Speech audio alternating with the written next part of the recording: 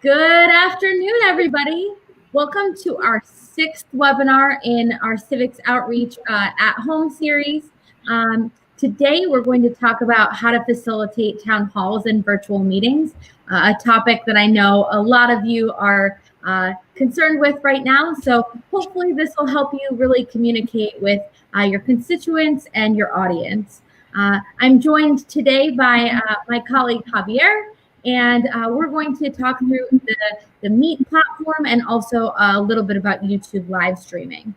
So we'll give folks a little bit of time to just jump on here, and we'll get started in about in a couple of minutes. So we'll talk to you soon.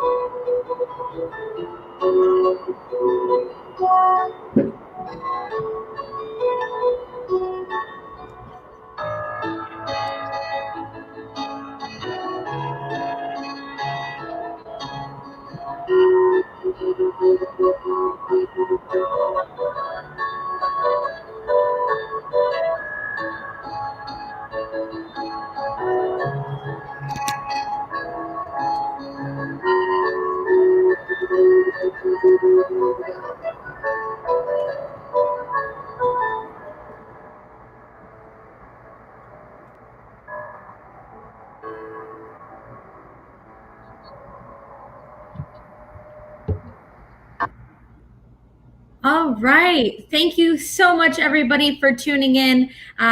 this Thursday afternoon, wherever you might be in the world.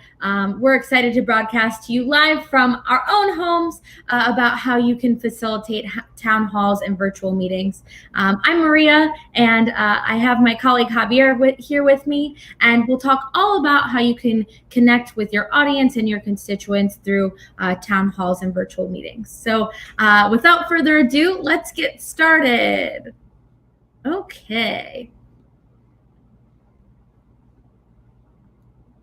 So during this presentation, we're going to talk about a few key points. So really making sure that we're helping civic organizations utilize online Google tools, how to run effective meetings, how to facilitate town halls with your audience, and then also how to live stream to communicate up-to-date information to your constituents.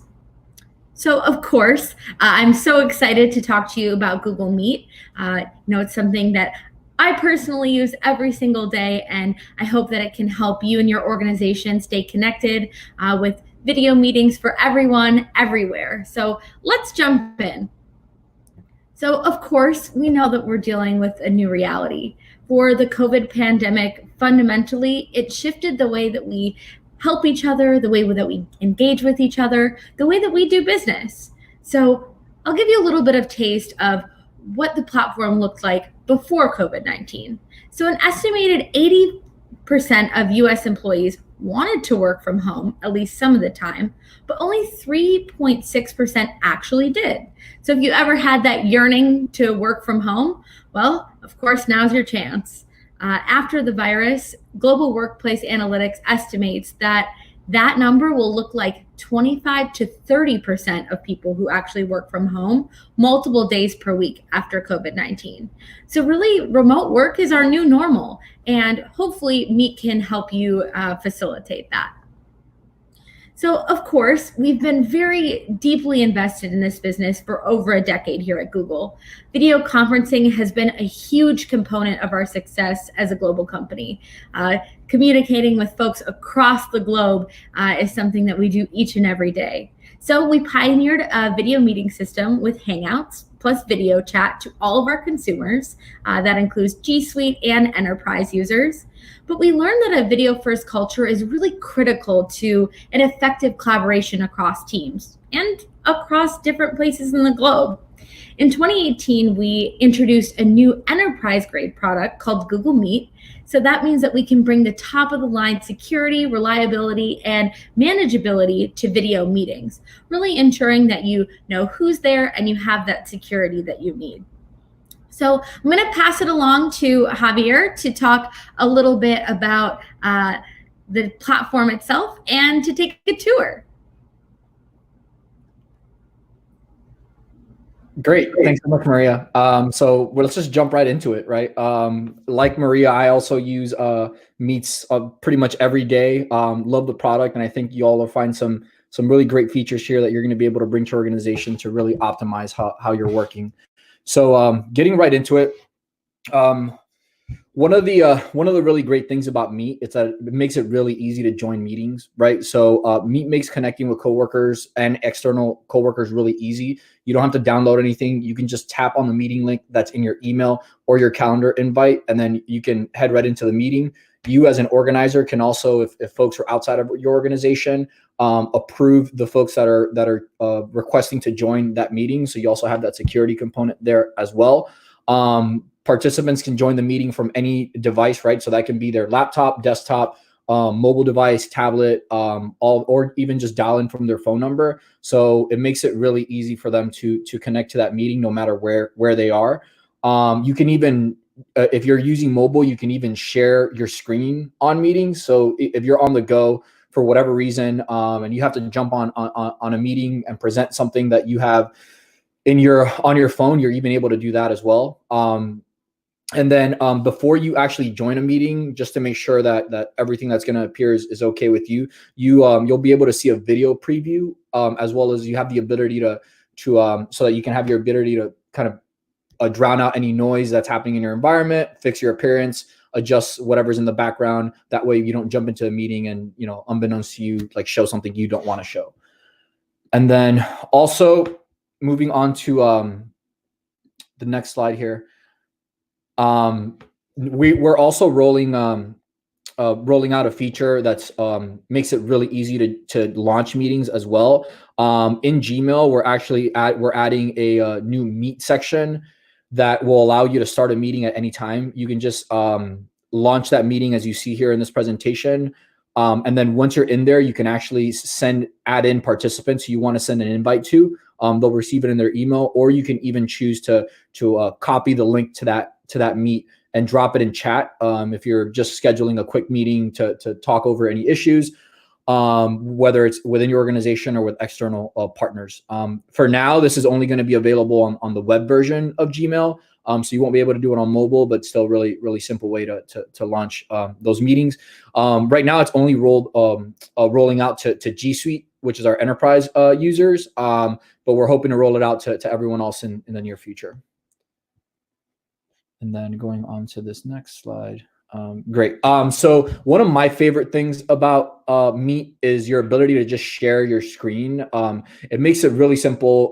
A lot of times you'll be referencing something in a meeting, or you have this deck that you created and you don't have many times I've experienced situations where you need to present something and someone is asking for a USB. No one has a USB, and then it becomes chaos. What's really, really great about Meet is that if the asset is on your computer, you can, and on the screen, you can present it, right? So you can choose to launch, launch a presentation right in the Meet, right? So you'll see a button on the bottom right that'll say present now. You can choose to present your screen, a window, or a Chrome tab.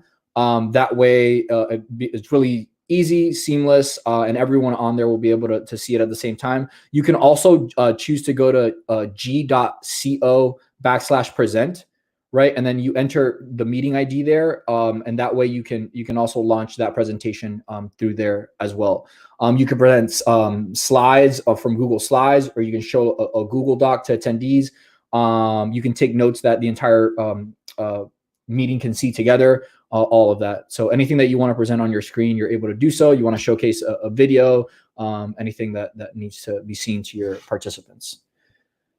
And then going to the next, here we go. So another great thing about Meet is a lot of times when you're on these virtual meetings and calls, sometimes there's multiple people talking and you can't really track what's happening, or maybe you want to focus on one specific screen where someone is demonstrating some visuals or something like that, and you lose track of folks. Well, a couple of things that are great about Meet. One, our AI does a really great job at tracking what's happening on those calls. So if someone stops talking and another person begins speaking, it usually tracks all of that pretty well and will surface whoever is speaking at that moment. But if you want to pin specific people to your layout so that you can only see those individuals at that moment, you can choose to do so as well. And you can also choose the layout and how it's presented overall. So there are a couple of layouts that we're rolling out now. The one that you're seeing on your screen right now is what we refer to as the Brady Bunch tile layout. That'll allow you to see 4 people on your screen, so that you really get like that full size screen, but still that multiple screen view. You get another thing that we're in the process of rolling out in the future is a background blur feature, so that way your background is actually obscured and all you're going to be able to see on that screen is just going to be your face. That is really helpful if you are uncomfortable presenting your background, or just choose to have the focus of your presentation be on you and not on the beautiful art that you may have in the background of your apartment. And then these are, like as I mentioned, these will be available more broadly shortly. And then this is another example of a different layout that you can choose. This is a gallery view. So again, like if you're hosting a large cross organizational or a meeting with your entire office, this makes it really simple to just keep track of everyone and what they're doing. We found this particularly useful in my experience when you're hosting social meetings as well, right? It makes it really simple to just keep track of what everyone's doing, make sure that you're able to interact with everyone equally. Going on to, so another, probably my favorite thing about Hangout, Google Meet is the live captioning feature. I think this is really, really useful if you are, being mindful and sensitive of those who are hard of hearing or deaf, as well. Just making sure that you're being inclusive and focusing on accessibility as well. Live captions uses Google's AI to do speech to text and then show those in real time during your meeting. So that means that as soon as you start talking and if folks have enabled closed captioning, which they can choose to turn on or off, that'll do speech to text right as you're talking. And then for people who are deaf or hard of hearing, a live caption, it makes it easier to follow along, obviously. And if they already have without having those, to put in some special requirements beforehand. So that and it also helps people who aren't native speakers follow along in the conversation as well. So it's just really great for inclusivity overall. And then now speaking on capacity, for some of you, you might find this most useful to just have intimate team meetings with 4 or 5 people on your team.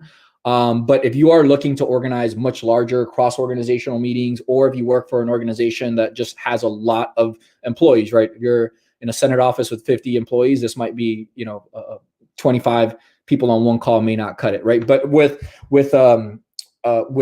G Suite version of Meet, you can actually have up to 250 people on any given meeting. So those are all participants who you can invite, have them join in and utilize all of these different features that we've talked about as well. But it equally works well for one-on-one meetings if you just need to sync with someone in your organization or externally as well. And one thing I do want to remind you all, if anything that we're talking about kind of inspires any questions, please feel free to drop them in the chat at any time. At the end of this presentation, we will be going through some Q&A. So please feel free to drop your questions as we're going through this presentation. And one of the things that is not available currently, but again, we're looking to launch over the next few months, that I think will be really, really exciting, is a moderation control tool.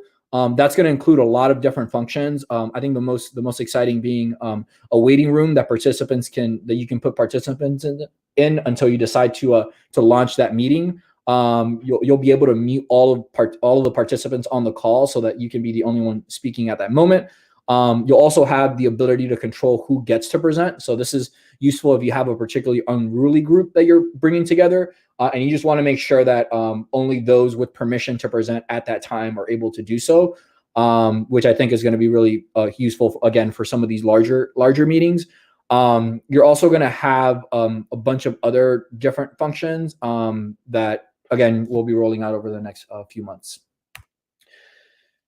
Now, one of the functions that is coming very soon that you all should look out for as well is hand raising. This, like the previous tools that I mentioned, are going to be really useful for large meetings where a lot of folks are looking for an opportunity to speak, and you want to make sure that there's order to that meeting. The hand raising tool allows folks to ask to request they be called on, and it'll present that to you as the organizer in a chronological order, so that you know who's requesting to speak, and you can call on them in the appropriate order. And then now just getting into live streaming. If you use Hangout Meet or Google Calendar, you can do a view-only live streaming event of up to 100,000 people within an organization. That means those are folks that share your domain. You can also record those live streams and save them, which is great if you want to post that on your YouTube channel for external distribution afterwards. This is great if you want to save it for your record keeping purposes. There are also several different ways that you can there are different programs that you can also use if you choose to host your meeting on Meet, to integrate that with other live streaming platforms. Like, for instance, if you want to use other programs to record that meeting and also simulcast it on YouTube Live, there are ways that you're able to do that as well. And then Next one, as I mentioned, you can record all the meetings that you're participating in, whether they're a live stream or not. That way, again, you could use them for whatever purposes you want. Share them on social media, clip them, and share only certain parts of that conversation with your audience, and do whatever you might with that. And one of the great things about it is that it's all securely stored, and Meets is end-to-end encrypted, so you know that you're going to get the top level security that you come to rely on with Google. And then yeah, going on to G Suite integration. Again, G Suite is the enterprise version of all of our products. So if you're thinking consumer, that would be the free version. G Suite is the provides a little bit extra utility and some other stuff that we think is really, really useful. So just some of the integration that you get through G Suite as well is that you can share links in chat or in Gmail to invite others to join a meeting, directly join that meeting. You can easily create and join meetings from Google Calendar. You can screen share, present slides, do all the other stuff. You can record your meetings and save them onto Google Drive. So you just have a lot of that utility as well. Some of those features are going to be kind of hypercharged through G Suite, but a lot of that connectivity is also available through the consumer side as well. And then, as I mentioned, our security is like very, very important to us. So we bring that to the products that we build, including Meet. So all audio and video data is encrypted in transit so that the data is yours. We also, for all the folks who use our advanced protection program, we've had zero reported hijacking issues, reported or detected hijacking issues, so that when you're using our products, you're really going to have the most up-to-date security. You don't have to worry about anyone meet bombing you, right? So someone who wasn't supposed to be on that call jumping in or hijacking that meeting. Very proud of the fact that we built an extremely secure product. And then obviously Google G Suite is a cloud product, so you get all of that support through our cloud services as well. In addition to being encrypted, our cloud system has some of the strongest security available, and so that anything that you host on our servers and on our cloud is going to be secure and safe as well. And then just really quickly, so I can pass it back on to Maria, I just want to go through just some tips that you should keep in mind when you're organizing some meetings that will both lend to some productive meetings and hopefully help you be more efficient in the work that you're doing. You want to make sure that you're choosing the right environment when you're going to be presenting your screen. Obviously, you don't want.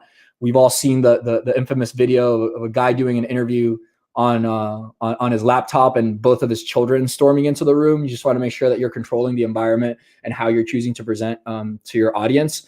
You also want to make sure that when you're going to be sharing anything, if you plan to share something on a presentation, make sure that you have separated the windows that you're going to be on from in my case, the 30 other tabs you have open on any given time, just to make sure that when you do present, folks are only seeing what you want them to see. And then just some of the other things, making sure that you're choosing your layout. If there's anyone in particular or any folks on a call in particular whose reaction you want to gauge to the information that you're sharing, you can choose to pin them there just to get a good read for the room and how people are reacting to the stuff that you're doing. And again, just some of the other stuff we mentioned, using captions to make sure you're not missing any valuable information. And lastly, just being authentic, right? Making sure that you're always presenting your best self in all of these meetings, and building that now more than ever, when so many of our interactions are shifting to virtual. You want to make sure that you're still doing your best to establish those genuine connections and build those relationships both internally and externally.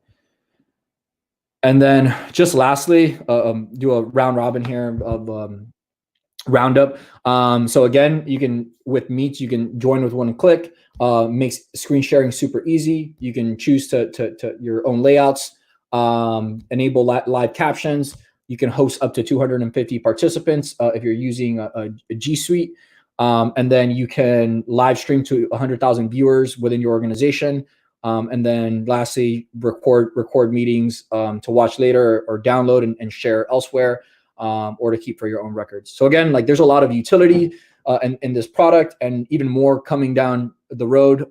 Many of these features coming very soon. So we're really excited about it. Again, feel free to drop questions in the chat, and then we'll have some Q&A after this presentation. So again, I'll pass it back to Maria to take it from there.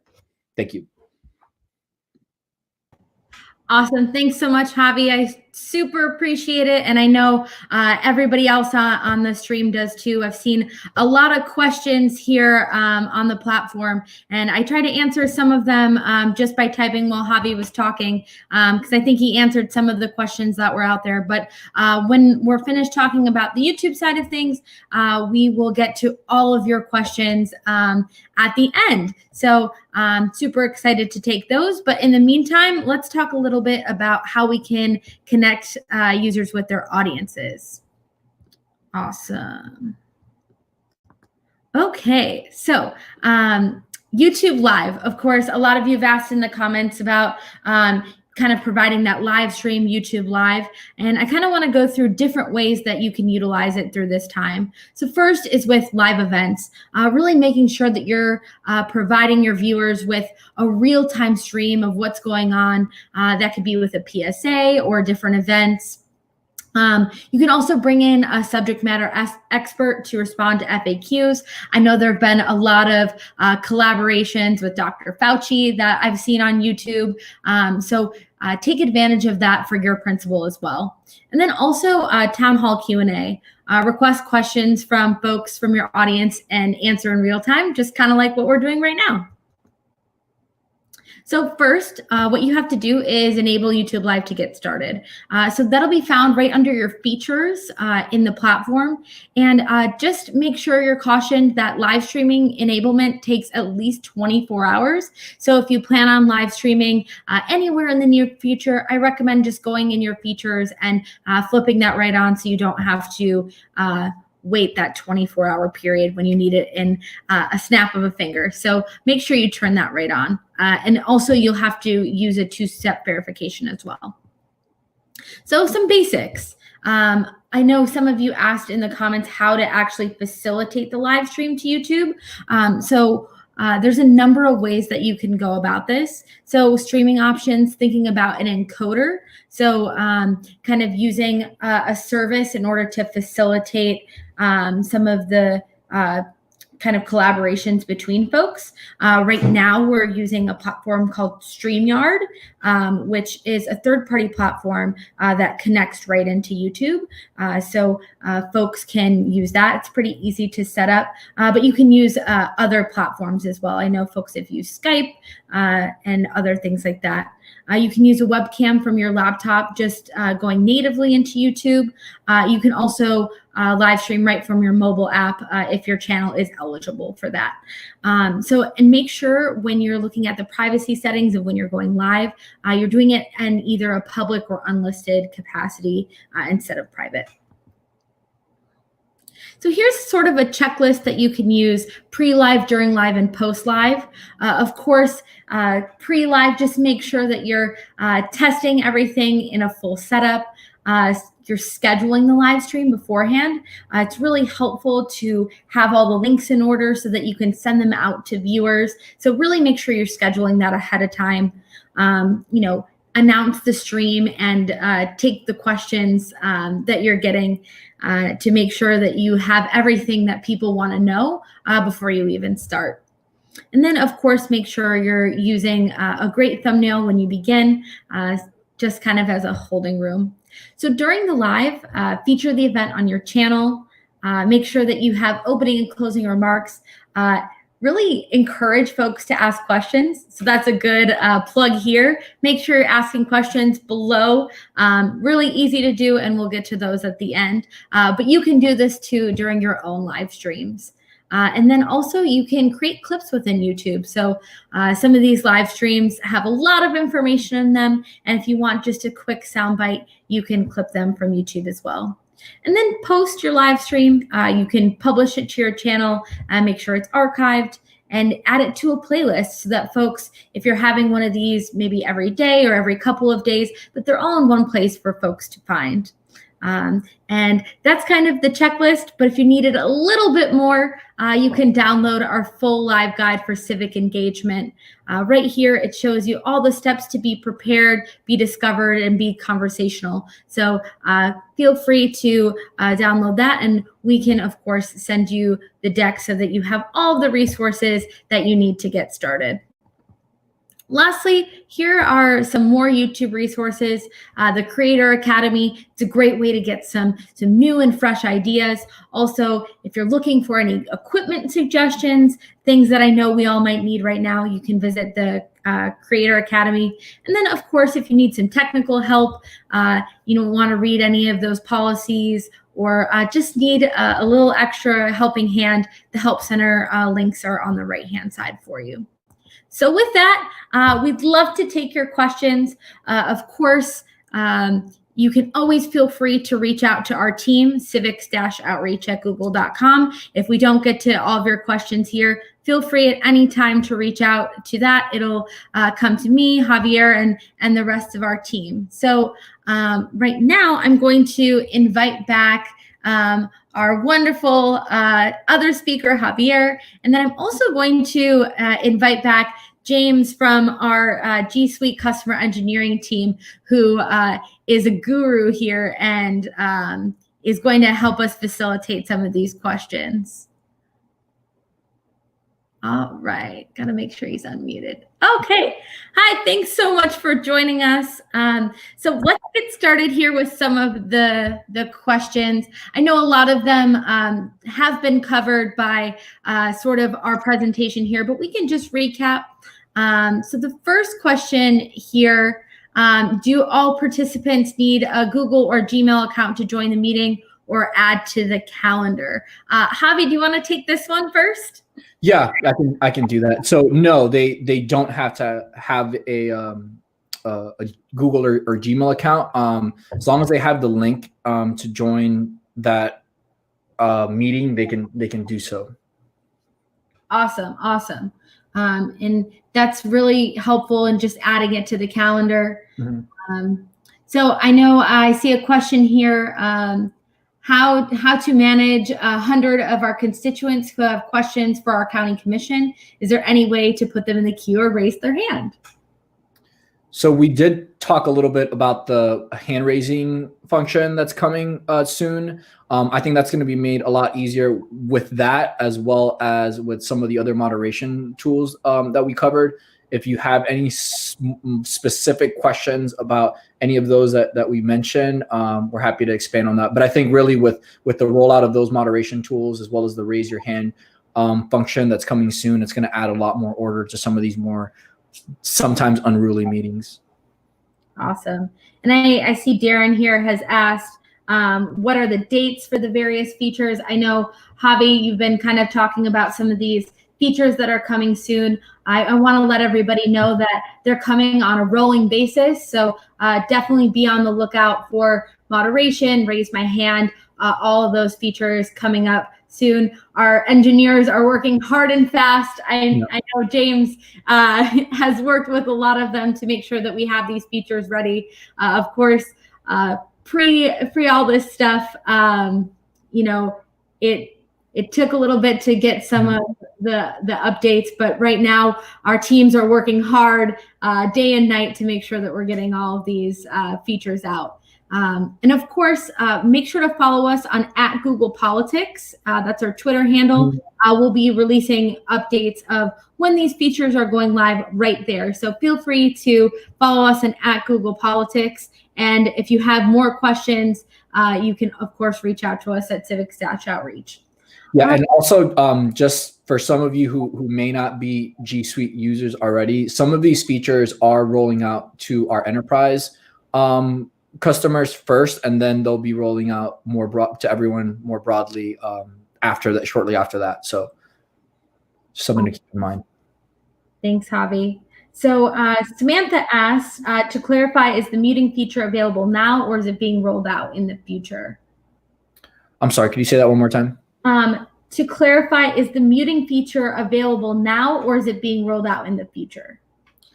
So James, could you confirm on that one? Yeah, so currently, after the fifth person joins, everybody after that will be automatically muted. So they start off in a muted state, and you can mute them at any time. They, of course, can unmute. If you're an EDU, then you have more controls over who can, if you can be unmuted or kicked out, so the teacher can't be unmuted or kicked out. And those same controls are rolling out soon to everybody. So there will be a lot more features that come along with that. Yeah. Awesome. Eden asks, is Google Meet approved through the house? I know as of recently, we've been seeing a lot of privacy concerns with Zoom. Javi, do you want to talk about some of the things that have been happening there? Yeah, so we're currently in conversations with house admin to work through some of the concerns that they've raised just broadly about just access issues. But it's an ongoing conversation, and we're hoping to have more of an update there very, very soon. So yeah, we're continuing to engage with house admin on this, and I think one of the things that's obviously helpful as we're continuing these conversations. I think a lot of the tools that are approved for house usage also depend on demand and utility for house offices. So definitely, expressing your interest in these products is something that will probably go a long way towards getting that final approval. Absolutely. But also just another caveat, because we've received this question as well. Our products are FedRAMP compliant. So in terms of like the security, we feel very confident that our features meet every security requirement, imposed by federal agencies and Congress. It's just a matter of like process at this point. Absolutely. So kind of going along that security vein, James, I wonder if you can let us know. Jamie asks, how does Meet and Zoom compare for these types of events? So kind of compare and contrast them. And I think you might take a security angle to this. Sure. Well, yeah, and we of course don't want to get too far into what other people might not be doing that we are, but we have definitely taken a very, very strong security posture. Our product was always built to be as secure as possible, which is one of the reasons why certain features might be rolling out a little more slowly. Is we want to make sure that we continue to provide the best in security, and so that's that's where we do have things that we take that extra time to ensure that everything's secure. Of course, all of your data is secure in transit and at rest. So just as we mentioned in the slides earlier, there is never a time when your information or your video is being sent to for instance, sent to some foreign country to be processed or something like that. It's all taken care of in a way that's designed in G Suite. So if you designated something like GeoRegions to be just US based only, then that's where your data stays on G Suite. Awesome. Making sure we're safe and secure with our meetings is really important. So Damien asks, hi Damien, can you Facebook Live with Meet?